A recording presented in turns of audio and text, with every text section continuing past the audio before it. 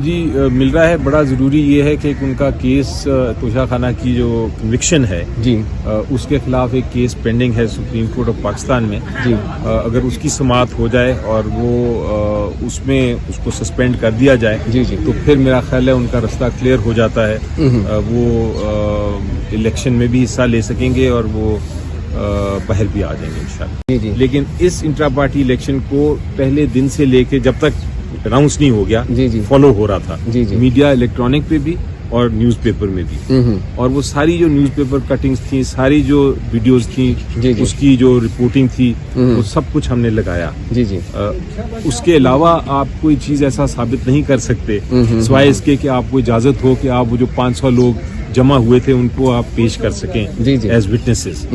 तो इशू ये नहीं है कि इलेक्शन हुआ कि नहीं, इलेक्शन तो हुआ था। जी जी सबसे जरूरी चीज ये है कि इलेक्शन कमीशन ऑफ पाकिस्तान ने खुद माना जी कि इलेक्शन हुआ था। जी जी ये तो सुप्रीम कोर्ट ने आके कहा ना कि इलेक्शन नहीं हुआ।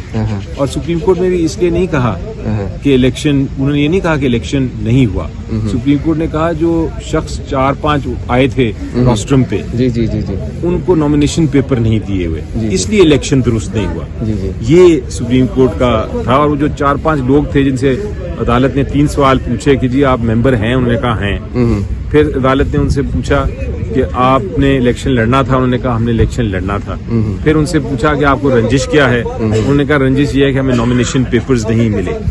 अदालत ने कहा कि बस ये बिल्कुल सच है, ये दुरुस्त है, और जजमेंट इसलिए उन्होंने सेटिस्फाइड कर दी। तो ये सबने देखा और इसीलिए मैं कह रहा हूँ कि हमें रिव्यू फाइल करना है और जल्द देखें। वो उनकी जाती एक जो फैसला है जी जी उस पर तो मैं कमेंट ना मैं कर सकता हूँ ना करना चाहिए। जी जी पता नहीं क्या वजह है कि उन्होंने बाइकआउट किया, लेकिन मेरा ख्याल है उनका अगर ये वजह है कि ये इलेक्शन नहीं हो रहा इस फैसले के बाद, तो ये एक सिलेक्शन हो रही है। जी जी तो इसलिए मैं बाइकआउट कर रहा हूँ। तो वो एक नजरियाती फैसला है, उसको अप्रिशिएट करना चाहिए। देखें एतजाज साहब का उनको मैं बहुत अच्छी तरह जानता हूँ और बड़ी रिस्पेक्ट है उनकी। जी जी मेरे सीनियर भी हैं।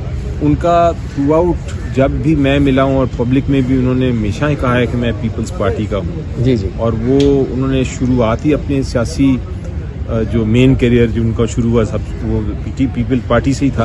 और वो थ्रू आउट पीपल्स पार्टी के ही केसेस भी करते रहे, उनकी सियासत भी करते रहे, उनके ओहदे भी उनके ही मिनिस्टर रहे। तो वो ऐसे शख्स नहीं है कि वो एक पार्टी से दूसरी पार्टी को जंप करें। जहाँ तक पीटीआई का ताल्लुक है, उनकी सिंपैथी बिल्कुल कानूनी तौर पे पीटीआई के साथ है, क्योंकि जब वो नाइंसाफी देख रहे हैं किसी के साथ होते हुए जी जी तो वो इंसाफ की साइड पे खड़े हैं। जिस तरह मैं यकीन करता हूँ कि मैं इस वक्त हक की बात कर रहा हूँ, जी जी इंसाफ की बात कर रहा हूँ, और वही मुझे हिम्मत देती है कि मैं इस तरह के सारे केसेस लड़ता रहूँ। सही। तो इसी तरह वो भी हक की बात कर रहे थे। तो अगर वो पीटीआई के हक में है वो हक की बात, तो फिर वो बिल्कुल करनी चाहिए, हर एक को करनी चाहिए। मैं तो कहता हूँ जो भी पॉलिटिकल पार्टी के आप हों रुकन, आपको एक लेवल आता है जहाँ प्रिंसिपल की बात होती है। प्रिंसिपल की बात पे फिर आपको मौक़िफ़ प्रिंसिपल वाला लेना चाहिए, हक वाला लेना चाहिए। वो आप फिर बालातर हो जाते हैं सियासी जमात से। सेनेट में भी मैं यही बात करता हूँ कि आपको कोशिश हमेशा ये करनी चाहिए कि आप पहले सबसे पाकिस्तान की बात करें, प्रिंसिपल्स की बात करें, और फिर उसके बाद अपनी पार्टी और सियासत की बात